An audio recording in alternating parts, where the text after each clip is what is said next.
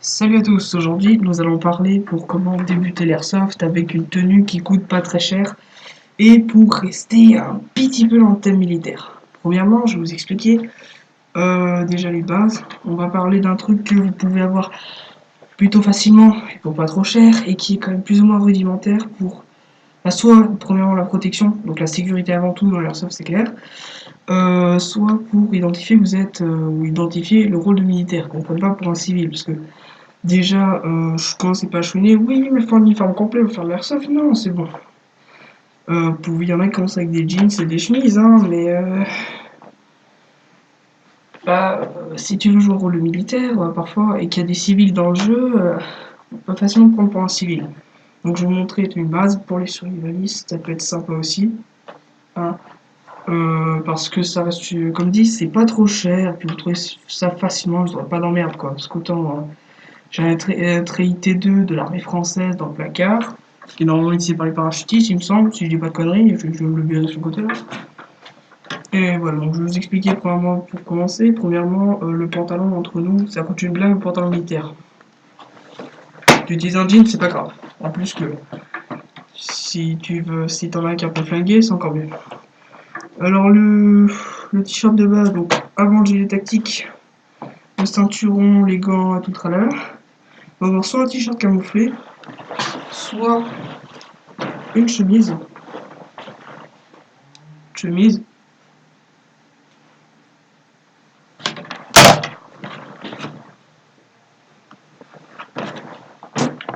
C'est vous qui voyez si vous en avez ou pas.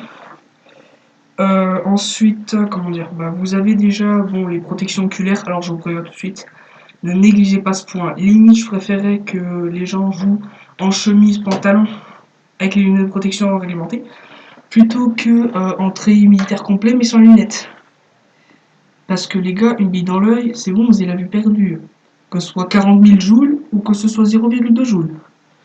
Ça fait quand même méga mal et comme dit, vous pouvez perdre un œil.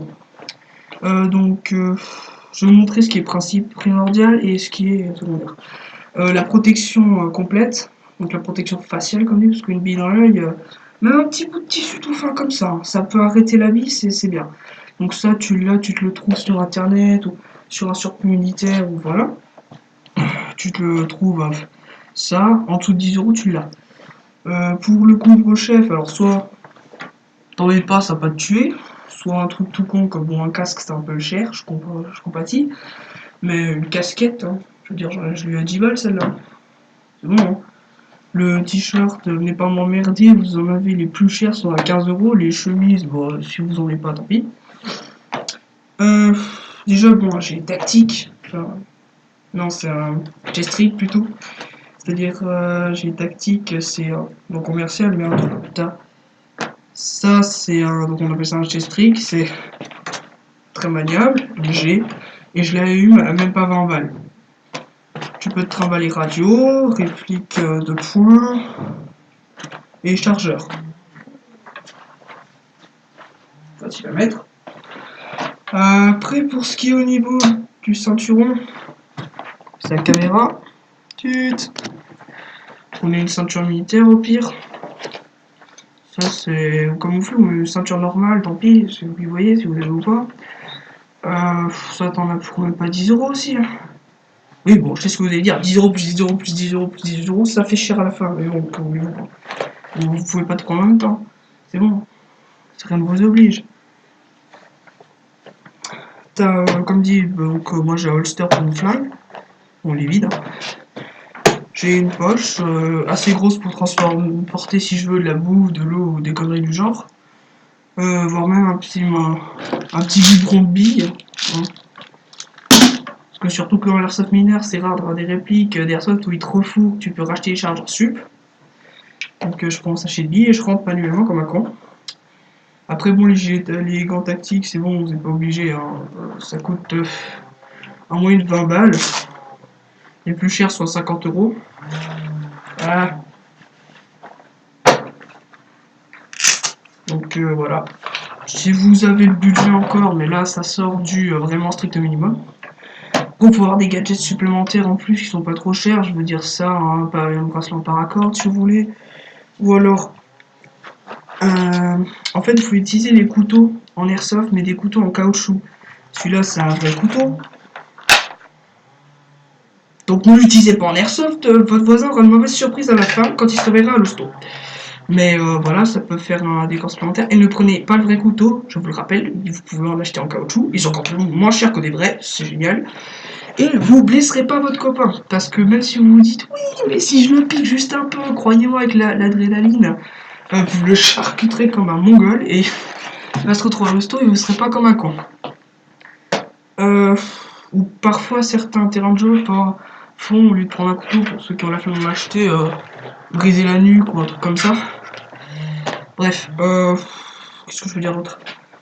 Il vous faudra un sac à dos parce qu'en fonction des parties, ça sera plus ou moins long. Il faut peut-être trouver un lieu pour trimballer ses vêtements parce que vous n'allez pas vous balader comme ça dans la rue. Si vous êtes un esprit sain, pas comme moi, mais bon, passons. Donc un sac, ça peut être un sac facile, un petit sac tactique. T'en as coup, pourquoi 20 € maximum. Vous pouvez avoir des sacs plus petits, hein, mais voilà. Ah, j'ai oublié de vous le dire, pour les survivalistes, ça peut vous aider aussi, hein, tant qu'on y est. Pour les survivalistes, si vous avez envie, ça peut être des tenues faciles à avoir qui peuvent s'avérer efficaces. Donc ça qui est bien, c'est que c'est petit, c'est léger, c'est efficace. Vous pouvez aussi utiliser ça en ce qu'on appelle un speed game, c'est un peu du paintball, vous allez courir partout, tirer dans tous les sens. Donc mieux vaut avoir un truc comme dit un chest trick pour au lieu d'avoir un gros gilet tactique et tout plein de merde. Mieux vaut, comme dit, vous trimballer avec peu de choses, mais qui s'avèrent efficaces. Jusque là, comme dit un jeans, hein, c'est bon, on vous en voudra pas déjà, rien que comme ça, vous trimballez comme ça, on sait que vous n'êtes pas un civil. Hein. Ensuite, au niveau des chaussures, personnellement, vous pouvez avoir des Rangers et tout, mais ça coûte une blinde. Limite, autant s'acheter le pantalon avant les Rangers. Donc des baskets, hein. Bon, prenez pas des noirs et oranges comme moi. Je suis pas souple. Prenez pas des noirs et oranges comme moi, mais des trucs foncés, mais voilà. Des pompes toutes dégueulasses, on s'en fout. Après, il y a les petits détails comme, je sais pas, le camouflage facial, les petites boîtes de camouflage facial. Si vous voulez, c'est vous qui voyez. Voilà. Alors, je vais pas vous mentir, j'ai tout plein de matos de ce genre, parce que j'ai de la famille qui a fait beaucoup d'armées. Donc, bien évidemment, il refourgue ce qui sert plus, et il le refourgue à moi. Donc, je vous avoue que je suis une des rares personnes qui ne sont pas confrontées à ce problème, parce que tout l'uniforme T2, je l'ai gratté gratuit. Le casque avec, dans le calot, je l'ai acheté le calot bleu que j'ai, le calot des régiments d'infanterie, j'ai gratté aussi. Mais enfin, j'ai gratté plein de trucs. Bon, pas le sac, je l'ai acheté parce qu'il était joli. Et oui, comme dit, vous aurez... Allez, on compte le t-shirt, même pas 10 balles. Le gilet tactique pour 15 €, ça suffit. Le holster et la poche pour 10 € les deux. Écoutez, vous en avez pour moins de 70 €. Et encore, si vous voulez gratter, vous enlevez le t-shirt, mettez un t-shirt foncé, noir, ou un truc comme ça. Et vous enlevez les poches, au pire. Vous enlevez le holster. Et puis voilà. Hein. Mais je pense qu'écoutez, on a fait le tour. Hein.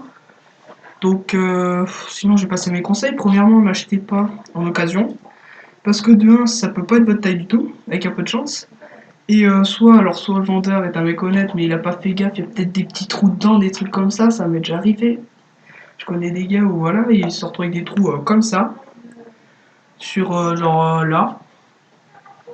T'as l'air d'un con.